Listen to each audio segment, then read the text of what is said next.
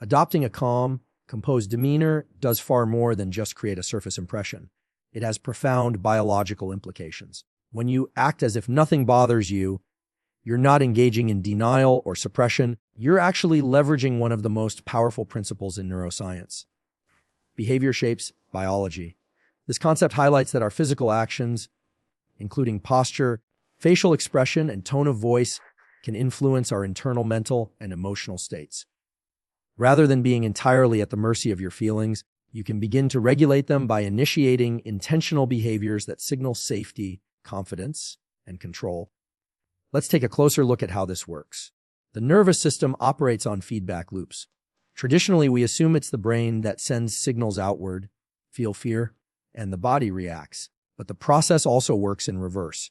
The body sends signals back to the brain when you adjust your posture, standing upright, chest open, breathing slowly. You are sending a message to the brain that you are not under threat. The brain responds accordingly by downregulating stress hormones like cortisol and adrenaline and shifting you into a state where your executive functions. Focused decision making and emotional regulation come online. This isn't a trick or fake it till you make it gimmick. It's a scientific mechanism known as embodied cognition, which suggests that our thoughts and emotions are deeply connected to our bodily states. Studies in psychophysiology have shown that even adopting a calm facial expression can reduce subjective feelings of stress and lower physiological arousal. For example, when people hold a neutral or slight smile under stress, even if they don't feel happy, their heart rate and blood pressure respond more favorably compared to those who adopt an anxious or tense expression. The power of this is immense. It means your external actions can begin to transform your internal landscape. When you act composed in the face of adversity, when you control your breathing, maintain poise, and slow your speech, you're creating a neurochemical environment that allows for clarity rather than chaos. This is not about ignoring real problems or pretending things are okay when they aren't. It's about giving yourself the neurological upper hand to deal with problems from a place of grounded awareness rather than reactive emotion. There's also a long-term benefit. The more you practice calm behavior in stressful situations, the more your brain wires for it.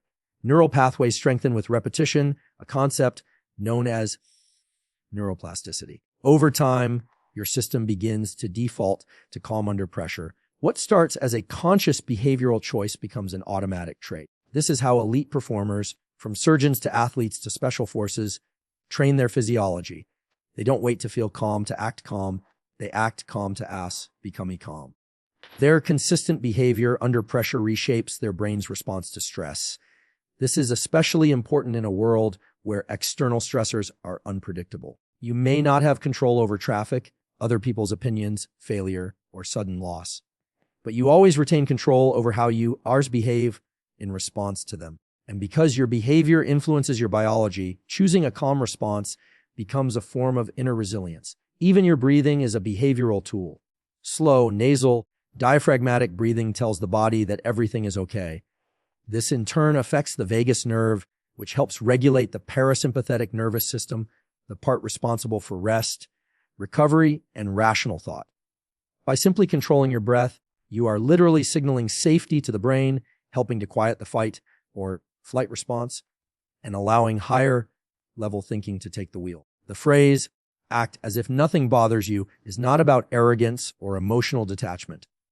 It's about signaling confidence to your own biology. It's about taking the first step toward self-mastery through behavior. You don't have to wait until you feel perfect to behave with strength.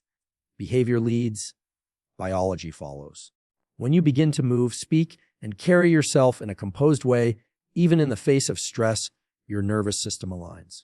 That's the science and the strategy of transforming how you feel from the outside in. The human brain is capable of something extraordinary. It can regulate its own emotional responses through a process known as top-down control. This concept refers to the ability of higher-order brain structures, particularly the Ehlers prefrontal cortex, to influence and moderate the activity of lower, more primitive brain areas like the amygdala.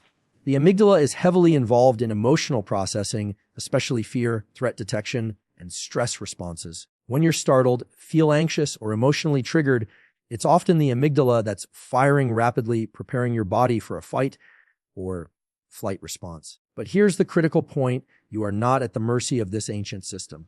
The prefrontal cortex, responsible for planning, reasoning, decision making, and impulse control, can step in and regulate this response if you train it. The idea that you can consciously intervene in your emotional reactions isn't just motivational, it's neurological. In fact, numerous neuroimaging studies have demonstrated that when individuals are asked to reappraise a situation, such as interpreting a stressful event as a challenge rather than a threat, activity in the prefrontal cortex increases, while activity in the amygdala decreases. This shift doesn't happen by accident. It's a result of deliberate cognitive effort. The more you engage in this practice, the more efficiently your brain performs this top-down regulation. In short, you become better at staying calm and focused in high-pressure situations, not because stress disappears, but because your brain becomes more skilled at controlling how you respond to it. One of the most practical ways to activate this control is through intentional behavior. When you act as if nothing bothers you, by maintaining a steady voice, calm demeanor, and measured breathing, you are essentially giving your prefrontal cortex the reins. You're saying to your brain, I see the signal from the amygdala, but I'm choosing not to follow it. This is a powerful moment of cognitive override. You are not ignoring the stress signal, you're managing it. Over time, this ability becomes stronger through repetition and habit formation. The more often your prefrontal cortex takes control in moments of pressure, the more easily it will do so in the future. Top-down control is also the foundation of many high-performance techniques used by elite professionals. Athletes visualize success before competing, surgeons breathe deeply and focus before critical operations, public speakers adopt confident body language even if they feel nervous inside. In all these examples, what's being activated is top-down regulation, the conscious brain asserting control over emotional and physiological impulses. It's not just about appearing calm. It's about training your brain to behave from a place of intention rather than reaction. One of the reasons this process is so effective is because the brain relies on cues to decide how much danger a situation presents. If your body is calm, your breathing is steady, and your movements are composed, your brain interprets that data as evidence that the situation is manageable. In response, it tones down the alarm systems, lowering the intensity of the emotional and physiological reaction. This feedback loop allows you to maintain mental clarity even when external conditions are chaotic, but top-down control isn't a switch, it's a skill. Just like a muscle, it strengthens with use. The more you resist the urge to react impulsively, whether that's snapping at someone, panicking, or shutting down, the more you reinforce the neural circuitry that supports composure and rational decision-making. And as those circuits become stronger, so does your capacity to handle stress with confidence and grace.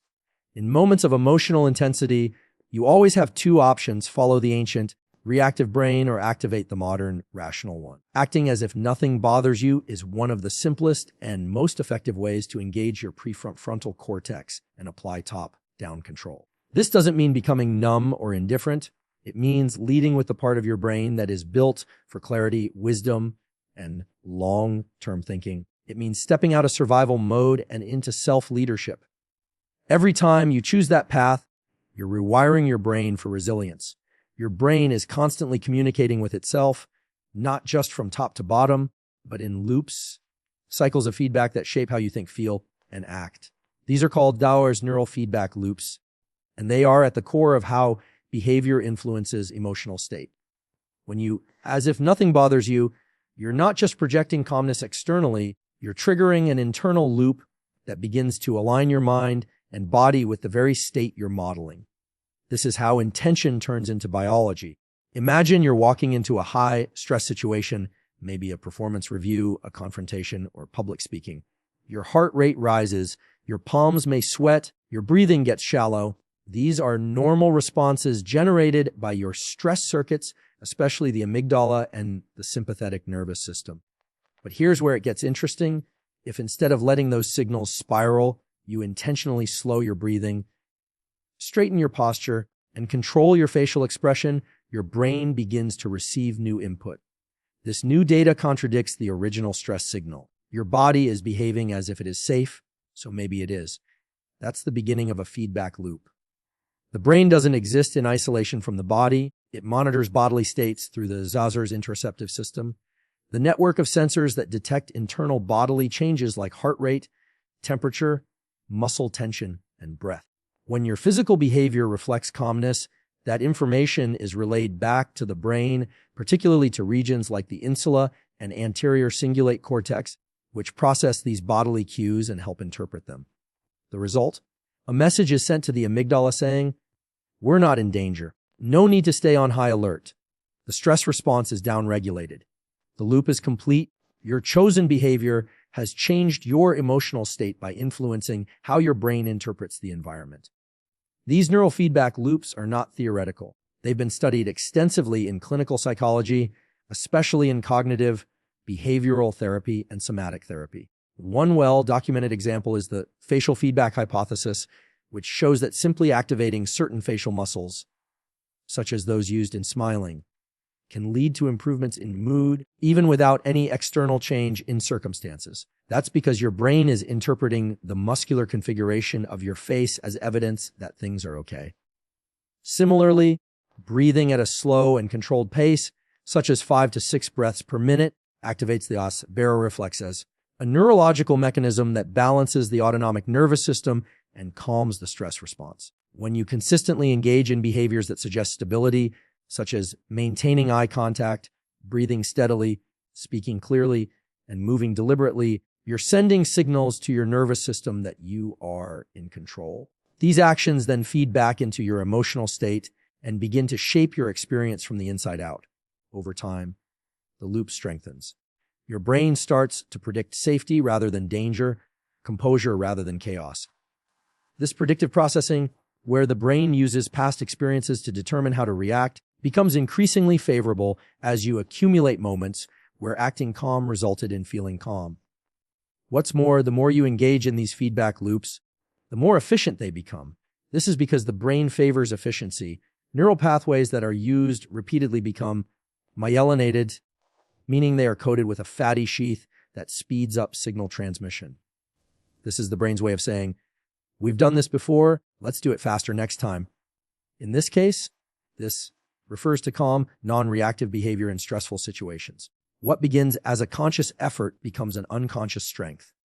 Your baseline changes, not because the world changed, but because your internal model of the world did. The truth is, you don't need to feel unbothered to act unbothered. But if you act unbothered consistently enough, you'll begin to feel that way more often. That's the loop. Your nervous system responds to your behavior, and then that response reinforces the behavior. You are not a passive recipient of emotional states. You are an active participant in creating them. Every time you respond to stress with calm action, you complete another round of the loop, and you reshape your brain one signal at a time. Stress, at its core, is not about what's happening to you. It's about how your brain interprets what's happening. The same situation can produce wildly different reactions in different people, depending entirely on how they perceive it. That's why two people can experience the same external event, like a job rejection or a public critique, and one spirals into anxiety while the other remains calm, focused, and unaffected. It's not because one person is naturally tougher. It's because stress is an interpretation, not an objective reality.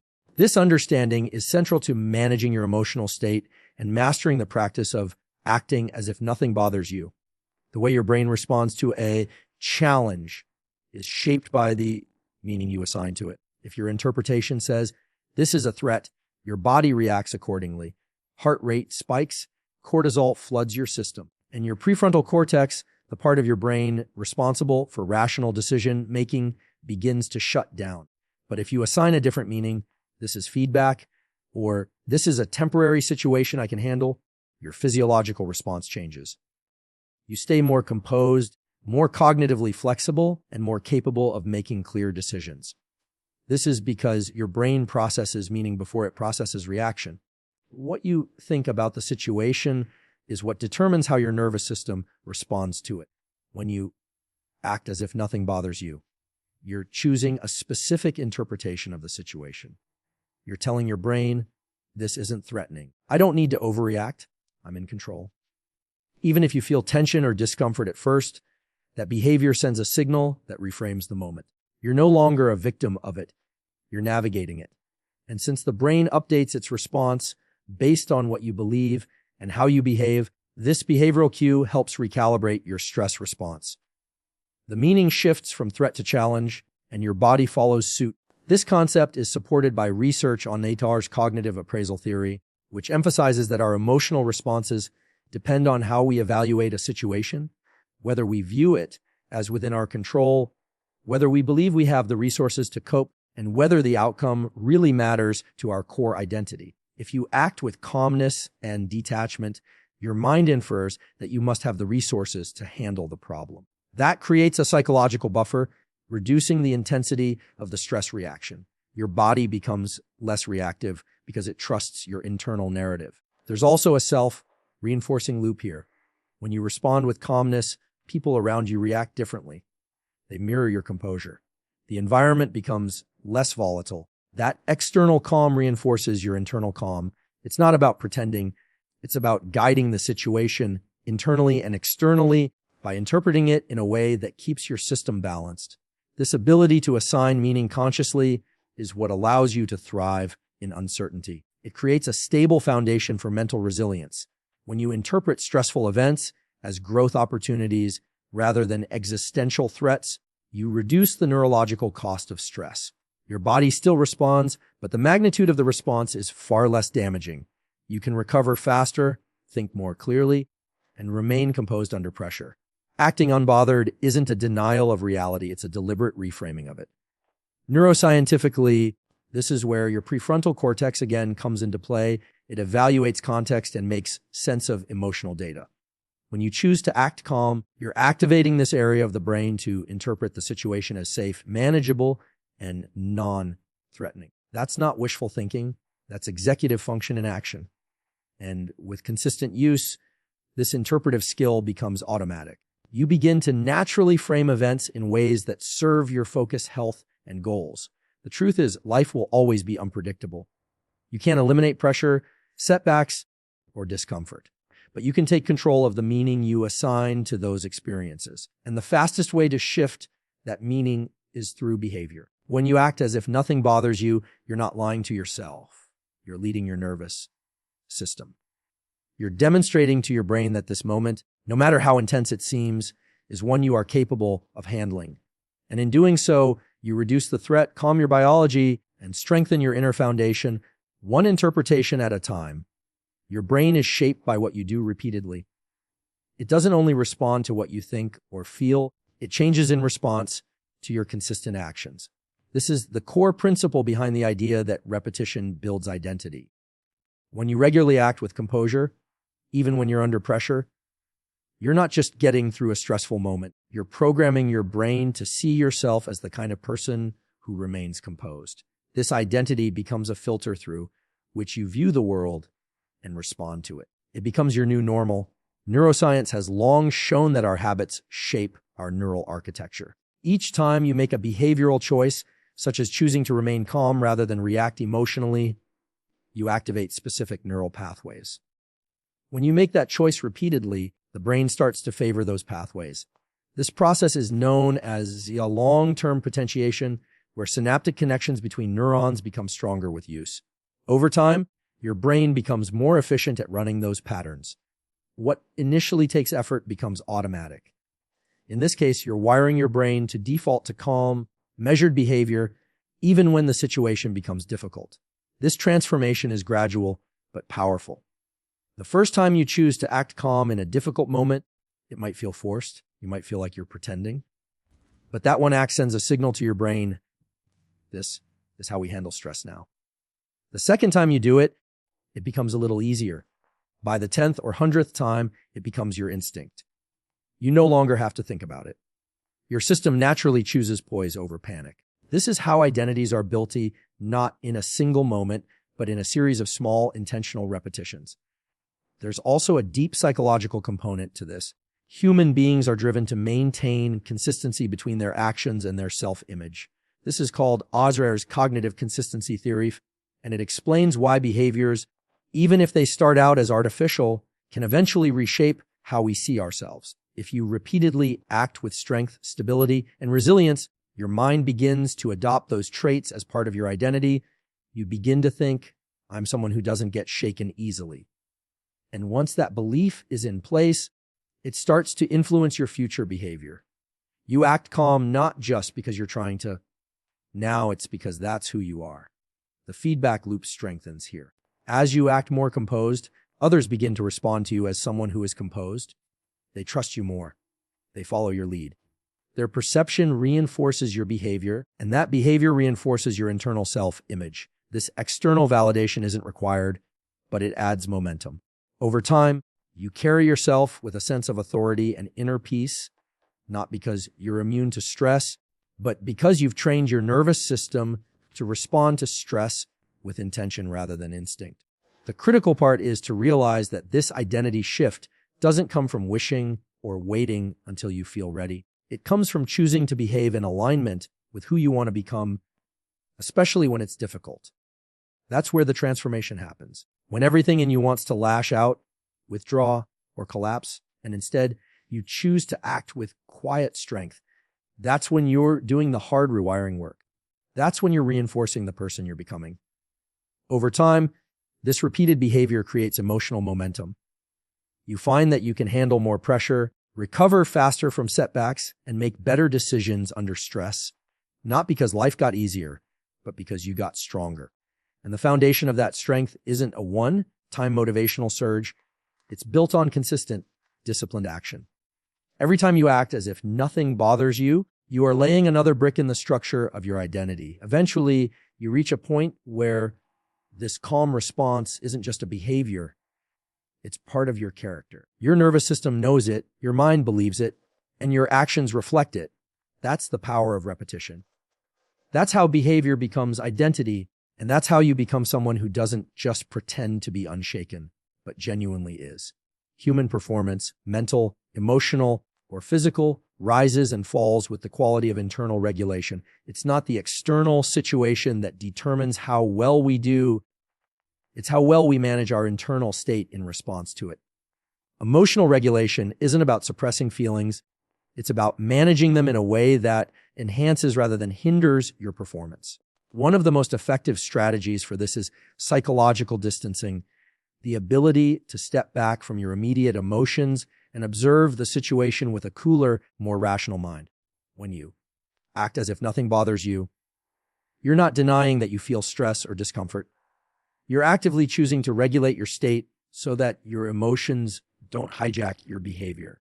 In high-pressure environments, whether it's in sports leadership, entrepreneurship, or crisis management, the most successful individuals have developed this capacity to regulate themselves from within. They may feel the same stress signals as anyone else, rapid heartbeat, tension, internal dialogue, but they know how to respond in a way that preserves cognitive function. One of the simplest and most powerful mechanisms behind this is breath.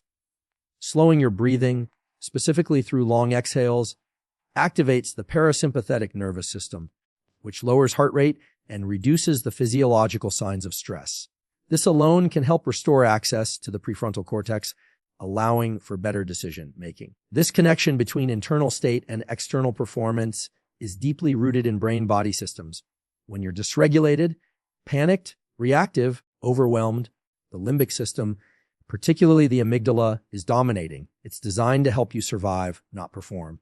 But when you're regulated, even under pressure, your prefrontal cortex remains online.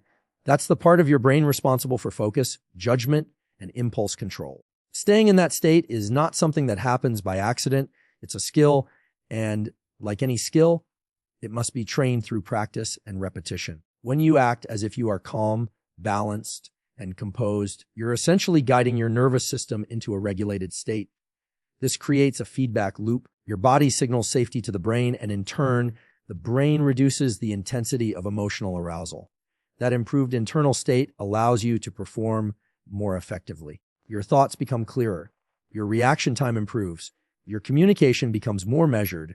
The more consistently you act this way, the more your brain and body learn to access this state even under duress. Research has shown that interoception, your awareness of internal bodily signals, plays a key role in regulation. People who can sense their heart rate, their breathing patterns, or the tightness in their muscles are better able to intervene early before they become emotionally hijacked.